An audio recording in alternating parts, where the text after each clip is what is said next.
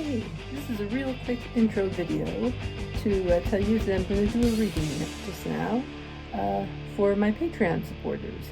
And thank you so much for supporting me on Patreon. It really, really helps a lot.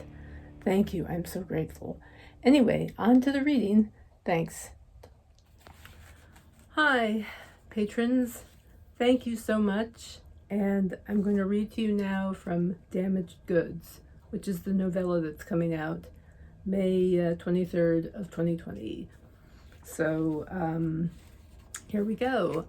Damaged Goods. Prologue. Afghanistan, November 2011. 10 minutes. It was only supposed to take 10 minutes to reach our ride home. Perkins drove. I rode in the vehicle commander's seat.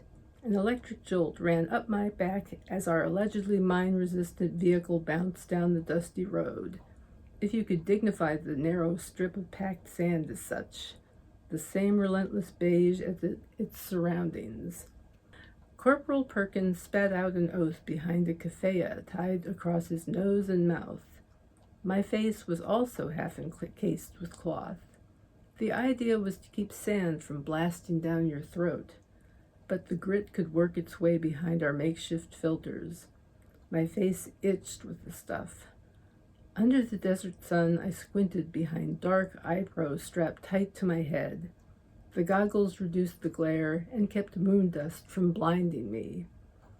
Perkins' oath was swallowed by the roar of the vehicle and the howling wind. "Copy that," I shouted, though he could no likelier hear me than I had him.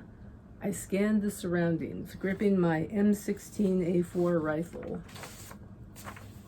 Perkins, a red-haired, freckle-faced 20-something, said something else. I motioned for a restatement, pointing to my ears and shaking my head. The muffled response was, "Erica, are okay?"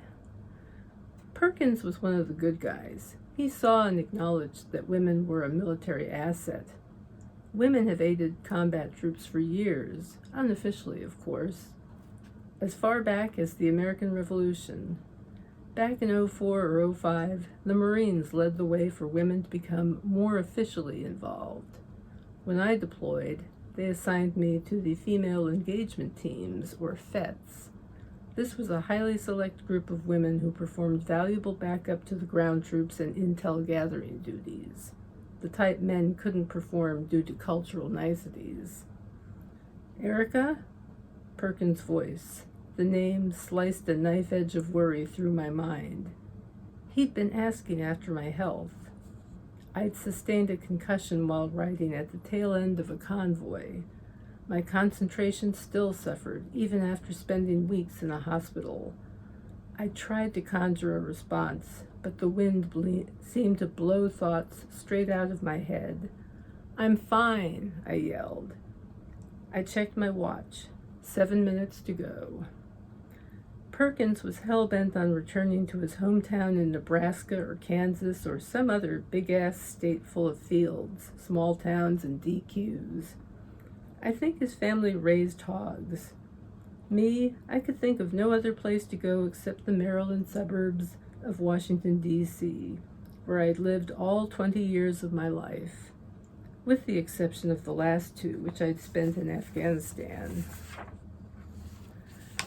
Perkins had an advantage on me in that he had a family he wished to go home to. My parents had thought me insane to join the Marines.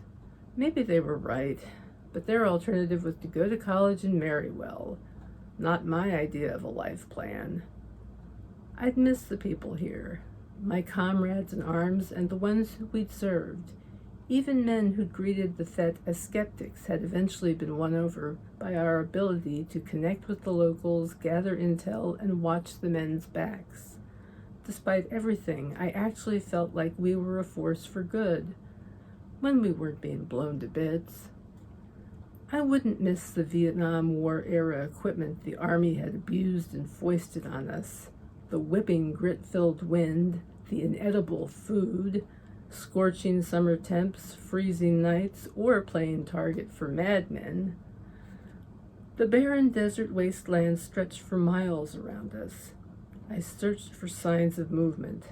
My watch now indicated 5 minutes until we reached our ticket out of here.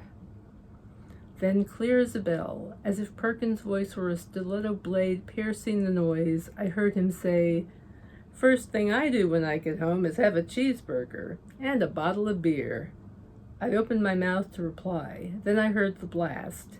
Day turned to night. Is this death? I thought, before slipping into the void. That's the prologue for Damaged Goods, coming soon, May 23rd, 2020. And I'll have more for you later. Thanks. Thank you again for being a supporter.